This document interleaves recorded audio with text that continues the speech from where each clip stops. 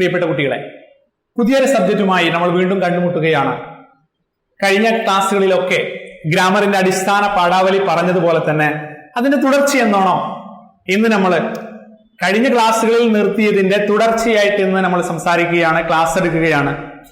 ഒരു സാധാരണ ലൈവ് ക്ലാസിന്റെ പ്രതീതി നിങ്ങൾക്ക് ലഭ്യമാവണമെങ്കിൽ നിങ്ങളും മനസ്സുകൊണ്ടും ശരീരം കൊണ്ടും ഈ ക്ലാസ്സിലേക്ക് ആത്മാർത്ഥമായി ഇറങ്ങി വരണം. പേനയും നോട്ട് പുസ്തകവും കയ്യിൽ പിടിച്ചുകൊണ്ട് പറയുന്ന കാര്യങ്ങൾ കൃത്യമായി എഴുതി വെക്കാനുള്ള ഒരു പോസിറ്റീവ് എനർജിയോടുകൂടി നമ്മുടെ ക്ലാസ്സുകളെ അറ്റൻഡ് ചെയ്യുക. നമുക്കെല്ലാവർക്കും ഹിന്ദി എന്ന വിഷയം വളരെ സിമ്പിളായി മാറട്ടെ, A+ ലഭിക്കട്ടെ എന്ന് ആമുഖമായി പറഞ്ഞുകൊണ്ട് നമ്മുടെ ക്ലാസ്സിലേക്ക് വരാം.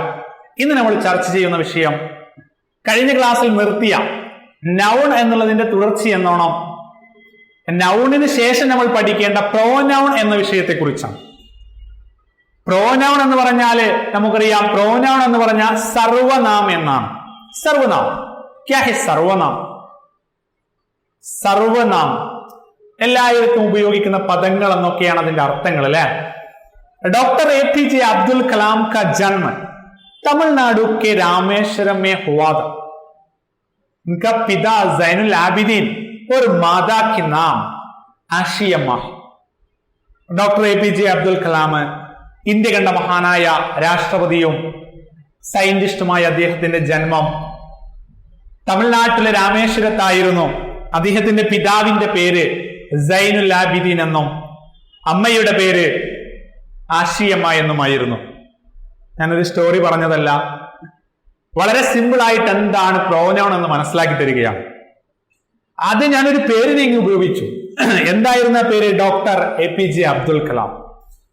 പിന്നീട് ഞാൻ ഉപയോഗിച്ചു ഉൻക എന്ന് ഉപയോഗിച്ചു അല്ലെ. അദ്ദേഹത്തിന്റെ ഉൻകെ പിതാക്കെ നാം, ഉൻകെ പിതാക്കെ നാം എന്ന് പറഞ്ഞാല് അവിടെ ഞാൻ ഉപയോഗിച്ചത് ഒരു പ്രോനൗൺ ആണ്. ഉൻകി മാതാക്കി നാം, അദ്ദേഹത്തിന്റെ മാതാവിന്റെ പേര് എന്നുള്ളതാണ്. അപ്പൊ എന്താണ് ഇനി പ്രോനൗണുകൾ എന്ന് പറഞ്ഞാല് എന്ന് വിശദമായിട്ട് പറയാം. ഒരു പേരിന്റെ പകരം അതേ സ്ഥാനത്ത് ഉപയോഗിക്കുന്ന പദങ്ങളെയാണ് നമ്മൾ പ്രോനൗൺസ് എന്ന് പറയുന്നത്. നമുക്കതിന്റെ ഡെഫിനിഷൻ നോക്കാം. नाम के बदले उसके स्थान पर प्रयुक्त होने वाले शब्दों को सर्वनाम कहते हैं. നൗണിന് പകരമായിട്ട്, ഹിന്ദി തന്നെ ഞാൻ പറഞ്ഞിട്ടുള്ളൂ, പക്ഷെ ഏത് സിമ്പിളായി പഠിക്കുന്ന കുട്ടിക്ക് മനസ്സിലാവും. നാം കെ ബദല്, നാമത്തിന് പകരം, ഉസ്കെ സ്ഥാൻ പർ, അതിന്റെ സ്ഥാനത്ത്, പ്രയോഗ കർണേ വാലേ ശബ്ദോം കോ, പ്രയോഗിക്കുന്ന പദങ്ങളെയാണ് പ്രോനൗൺ അഥവാ സർവനാം എന്ന് പറയുന്നത്. संख्या के स्थान पर प्रयोग होने वाले शब्दों को सर्वनाम कहते हैं. ഇവിടെ എഴുതി വെച്ചു പ്രോനൗൺ എന്ന് എഴുതി വെച്ചു, സർവനാം എന്ന് എഴുതി വെച്ചു. संख्या के बदले, നൗണിന് പകരമായിട്ട് उसके स्थान पर प्रयोग करने वाले, പ്രയോഗിക്കുന്ന, പ്രയോഗ होने वाले शब्दों को सर्वनाम कहते हैं. സർവനാമം എന്ന് പറയുന്നു. അപ്പൊ സർവനാമം മനസ്സിലായോ? ഒരു പേരിനെ ഉപയോഗിക്കുന്നു. मेरा नाम मोहनदास है, मेरा गांव गुजरात में, എന്റെ പേര് മോഹൻദാസ് എന്നാണ്, എന്റെ ഗ്രാമം ഗുജറാത്തിലാണ്. ഞാൻ ആദ്യം എന്റെ പേര് പറഞ്ഞു, പിന്നീട് ആ പേരിന്റെ സ്ഥലത്ത് ഒരുപാട് വാചകങ്ങൾ ഉപയോഗിച്ചു. അതൊക്കെ സർവനാമങ്ങളാണ്. ഇനി എന്താണ് സർവനാമങ്ങൾ എന്നൊന്നും കൂടി നമുക്ക് ഉദാഹരണത്തിലൂടെ ഇങ്ങനെ മനസ്സിലാക്കി നോക്കാം. സർവനാമങ്ങൾ ഒരുപാട് വരുന്നുണ്ട്. ഇതില് ആദ്യമായിട്ട് നമുക്ക് കാണാൻ കഴിയും, ഒരു പെൺകുട്ടിയുടെ ചിത്രം കൊടുത്തു അല്ലേ.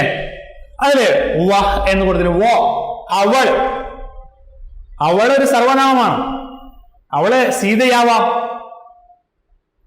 അവള് ലക്ഷ്മിയാവാം, എന്തുമാവാം. അപ്പൊ ആദ്യം ലക്ഷ്മിക്ക് പകരം പിന്നീട് ഉപയോഗിക്കുന്നതാണ് വഹ് എന്ന് വന്നത്. അപ്പൊ വഹ് ഏക് സർവനാം കാ ഉദാഹരൺ ഹെ ജയ്സാ ഹെ. നെക്സ്റ്റ്, ആദ്യം ഒരാളായിരുന്നു ഉണ്ടായിരുന്നത്, ഒരു പെൺകുട്ടി. പിന്നീട് പിക്ചറിലേക്ക് നോക്കിയാൽ ഒരുപാട് പേരുണ്ട്. അപ്പൊ അതിന് നമ്മൾ എന്ത് പറയും? അവർ എന്ന് പറയും, വി എന്ന് പറയും. വി എന്ന് പറഞ്ഞാല് ഉനേം എന്നാണ്, വേ എന്നാണ്. അവിടെ വഹിന് ശേഷം ഉസ്കി എന്ന് കൊടുത്തിട്ടുണ്ട്. അതെന്താന്ന് ചോദിച്ചാല് വോ എന്നുള്ളതിനോട് കൂടെ കാ കേ കി എന്നുള്ള വിഭക്തി പ്രത്യയങ്ങൾ ചേരുമ്പോൾ ഉണ്ടാകുന്ന വ്യത്യാസങ്ങളാണ് ആ ഉസ് എന്നുള്ളതിലേക്ക് മാറുന്നത്. വഹ് എവിടെ എഴുതി കഴിഞ്ഞാലും, വഹ് എന്നുള്ളത് നിങ്ങൾ എവിടെ എഴുതി കഴിഞ്ഞാലും വഹ എന്നാണ് നമ്മൾ ഉപയോഗിക്കുന്നതെങ്കിൽ വഹ എന്നുള്ളത് എവിടെ എഴുതി കഴിഞ്ഞാലും അതിന്റെ പകരമായിട്ട് പിന്നീട് വരുന്നതായിരിക്കും ഉസ്കി എന്നുള്ളത്. അപ്പൊ വഹ എവിടെയാണെങ്കിലും അതിന് പകരമായിട്ട് ഉസ്കി എന്ന് ഉപയോഗിക്കും. വേ എന്നുള്ളതിന് പകരം ഉൻ എന്ന് ഉപയോഗിക്കും. അപ്പൊ നിങ്ങളോട് ചോദിക്കാണ് വേ പ്ലസ് ക, സിമ്പിൾ ആയിട്ട് പറഞ്ഞൂടെ? ഉൻക, വോ പ്ലസ് ക ഉസ്ക, വോ പ്ലസ് കി ഉസ്കി. ഇനി യഹ്, ഒരു സൈക്കിളിന്റെ പിക്ചർ കൊടുത്തു. ഒരു സൈക്കിളിന്റെ പിക്ചർ കൊടുത്തിട്ട് അവിടെ നൽകിയിട്ടുണ്ട്, സൈക്കിളിന് പകരമായിട്ട് അവിടെ കൊടുത്തു സൈക്കിള്. യഹ് സൈക്കിൾ, ഇത് സൈക്കിളാണ്. അപ്പൊ ഇത് എന്ന് ഉപയോഗിച്ചു, പ്രോനൗൺ ആണ്. അപ്പൊ അങ്ങനെ പ്രോനൗണുകൾ ഏതൊക്കെയാണെന്ന് നമുക്ക് നോക്കാം. അതിന് ഒരുപാട് ഉദാഹരണങ്ങൾ ഇവിടെ കൊടുത്തിട്ടുണ്ട്. ഒരുപാട് കുട്ടികൾ നിൽക്കുന്നുണ്ട്. മേം, അതിൽ വരും പറയുന്നു മേം, ഞാന്, സർവനാമമാണ്. പിന്നെ അതുപോലെ തന്നെ വേ, ഉനേം, തും, ഹം എന്ന് തുടങ്ങി ഒരുപാട് സർവനാമങ്ങളുണ്ട്. ഇനി നമ്മൾ നേരത്തെ നൗണിനെയൊക്കെ പറഞ്ഞതുപോലെ തന്നെ പ്രോനൗണുകളെ അഥവാ സർവനാമങ്ങളെ ഏതെല്ലാം രീതിയിൽ തരംതിരിക്കുമെന്നാണ് നമുക്ക് നോക്കാനുള്ളത്. സർവനാമങ്ങളെ വ്യത്യസ്തമായ പേരിൽ തരംതിരിക്കും. സർവനാമങ്ങളെ 6 എണ്ണമായി തരംതിരിക്കും. ചെറിയ ക്ലാസ്സിലാണെങ്കിൽ ഇത് ഇമ്പോർട്ടന്റ് ഇല്ല, എന്നിരുന്നാലും നമുക്കൊന്ന് ഓർത്തു വെക്കാം. പുരുഷവാചക സർവനാം, നിശ്ചയവാചക സർവനാം, അനിശ്ചയവാചക സർവനാം, संबंधवाचक सर्वनाम, प्रश्नवाचक सर्वनाम, निजवाचक सर्वनाम. सर्वनाम को 6 प्रकार है. സർവനാമങ്ങളെ 6 എണ്ണമാക്കി തരംതിരിച്ചു. പുരുഷവാചക സർവനാം, നിശ്ചയവാചക സർവനാം, അനിശ്ചയവാചക സർവനാം, സംബന്ധവാചക സർവനാം, പ്രശ്നവാചക സർവനാം, നിജവാചക സർവനാം. വളരെ സിമ്പിൾ ആയിട്ട് ഈ 6 എണ്ണം നിങ്ങളുടെ മനസ്സിലേക്ക് നിൽക്കുന്ന ഒരു കഥ ഞാൻ അങ്ങ് പറഞ്ഞു തരാം. എന്തായിരിക്കും കഥ നോക്കാം. ഒരു സുഹൃത്ത്, ഒരു പുരുഷൻ ഒരു പെൺകുട്ടിയെ പെണ്ണ് കാണാൻ പോയി. അപ്പൊ അവിടെ എന്ത് കിട്ടി? പുരുഷനാണ് കാണാൻ പോകുന്നത് അല്ലെ. പുരുഷവാചക കിട്ടി. പുരുഷൻ കല്യാണം അന്വേഷിക്കാൻ പോയി, കണ്ടു, ഇഷ്ടപ്പെട്ടു, നിശ്ചയമായി. 2 എണ്ണം കിട്ടി. പുരുഷൻ, നിശ്ചയം.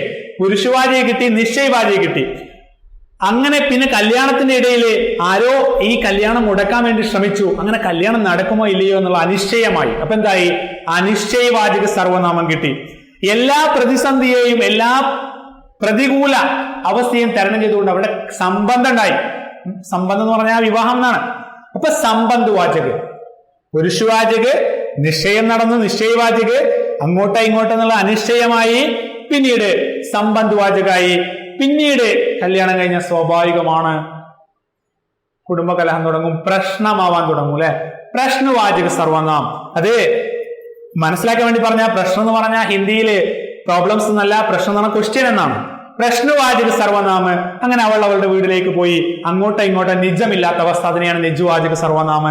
ഇനി നിങ്ങളൊന്ന് പറഞ്ഞു നോക്കിയേ. പുരുഷവാചക സർവനാമ്, നിശ്ചയവാചക സർവനാമ്, അനിശ്ചയവാചക സർവനാമ്, സംബന്ധവാചക സർവനാമ്, പ്രശ്നവാചക സർവനാമ്, നിജവാചക സർവനാമ്. 6 സർവനാമങ്ങൾ നമുക്ക് കിട്ടി. അപ്പൊ ഇനി നമ്മൾ സർവനാമങ്ങളുടെ മൊത്തത്തില് ഏതെല്ലാം രീതിയിലാണ് സർവനാമങ്ങൾ വരുന്നതെന്ന് നോക്കാം. ഇവിടെ നമ്മൾ നൽകിയിട്ടുണ്ട് സർവനാമങ്ങൾ എന്താണ് എന്നുള്ളത്. ഇതാണ് ഹിന്ദിയിൽ വരുന്ന സർവനാമങ്ങൾ. സഖ്യ കെ ബദലെ പ്രയുക്ത് കർണേ വാലെ ശബ്ദ് സർവനാം ഹേ. മേം, ഞാൻ എന്നാണ് സർവനാമമാണ്. ഹം എന്ന് വരുന്നു ഞങ്ങൾ, നമ്മൾ എന്നാണ്. തു എന്ന് പറഞ്ഞാൽ നീ എന്നാണ്. തും എന്ന് പറഞ്ഞാൽ നിങ്ങൾ എന്നാണ്. ആപ്പ് താങ്കൾ എന്നാണ്. യഹ് ഇവൻ, ഇവൾ, ഇത്, ഈ എന്നാണ്. യേ എന്ന് പറഞ്ഞാൽ ഇദ്ദേഹം, ഇവർ, ഇവ എന്നാണ്. വഹ് അവൻ, അവൾ, അത് എന്നാണ്. വേ എന്ന് പറഞ്ഞാൽ അവർ, അദ്ദേഹം, അവ എന്നാണ്. പിന്നീട് അതിൽ വരുന്നതാണ് ആപ്പ് താങ്കള്, കോൻ ആര്, ജോ ഏതൊരുവൻ. ഈ കോൻ എന്ന് പറയുന്നത് 2 രൂപത്തിൽ ഉപയോഗിച്ചും ഏകവചനത്തിലും ബഹുവചനത്തിലും കോൻ എന്ന് തന്നെയാണ് വരുന്നത്.